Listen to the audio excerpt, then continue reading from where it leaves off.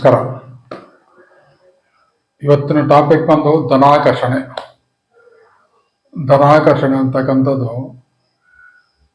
ಹಣದ ಅರಿವು ಜಾಸ್ತಿ ಆಗಬೇಕು, ನಮ್ಮ ಖರ್ಚುಗಳು ಕಡಿಮೆ ಆಗಬೇಕು, ಮಾಡ್ತಕ್ಕಂಥ ವ್ಯವಹಾರ ಎಲ್ಲವೂ ಚೆನ್ನಾಗಿದ್ದು ಹಣಕಾಸಿನಲ್ಲಿ ಯಾವುದೋ ಸಮಸ್ಯೆ ಬರಬಾರ್ದು, ಸಾಲ ತೀರಬೇಕು, ಬರಬೇಕಾದ ಹಣ ಬರಬೇಕು. ಇದು ಧನಾಕರ್ಷಣೆಯ ನಿಯಮ.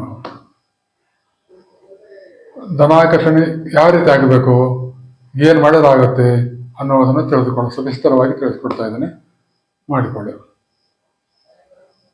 ನನ್ನ ಚಾನಲ್ ಆಗಿ ಹೊಸದಾಗಿ ಬಂದಿದ್ರೆ ನೀವು ತಪ್ಪದೆ ಚಾನಲ್ ಸಬ್ಸ್ಕ್ರೈಬ್ ಮಾಡಿಕೊಳ್ಳಿ.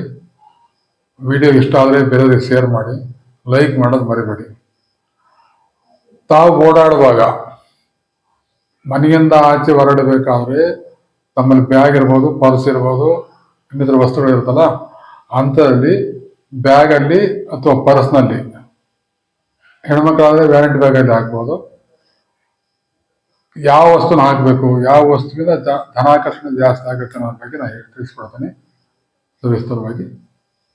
ಜ್ಞಾಪಕ ಮಾಡಿ ಕರೆಕ್ಟಾಗಿ ಮಾಡ್ಕೊಂಡ್ಬಿಟ್ಟು ನೀವು ಅದನ್ನು ಪಾಲನೆ ಮಾಡಬೇಕು.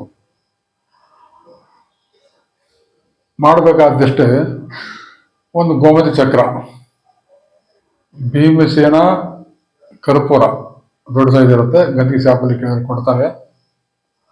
ನಂತರ 2 ಏಲಕ್ಕಿ, ಹಸಿರು ಏಲಕ್ಕಿ ಚೆನ್ನಾಗಿರ್ತಕ್ಕಂಥದ್ದು ಅಂತ, ಅದನ್ನ ಬಿಳಿ ಪೇಪರ್ನಲ್ಲಿ, ರೂಲ್ ಪೇಪರ್ ಅಲ್ಲ, ಪ್ರಿಂಟಿಂಗ್ ಪೇಪರ್ ಅಲ್ಲ, ರದ್ದು ಪೇಪರ್ ಅಲ್ಲ, ಬಿಳಿಯಾದ ಪೇಪರ್ನಲ್ಲಿ ಗೋಮಚಕ್ರ 2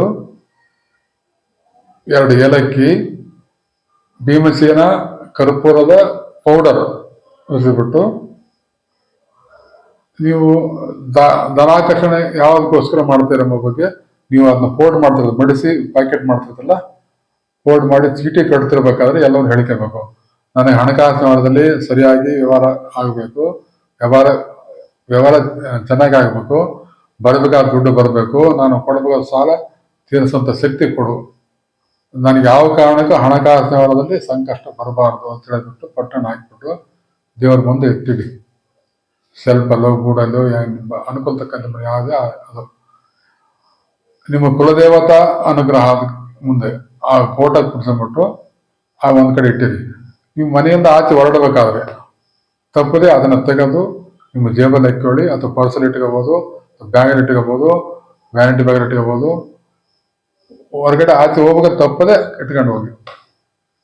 ಇದರಿಂದ ಧನಾಕರ್ಷಣೆ ಯಾವ ಕಾರಣಕ್ಕೂ ನಿಲ್ಲೋದಿಲ್ಲ, ಜಾಸ್ತಿ ಆಗತ್ತೆ ಹೋಗುತ್ತೆ. ಹಣಕಾಸಿನ ವ್ಯವಹಾರದಲ್ಲಿ ತುಂಬ ಸುಸೂತ್ರವಾಗಿ ನಡೆಯುತ್ತದೆ.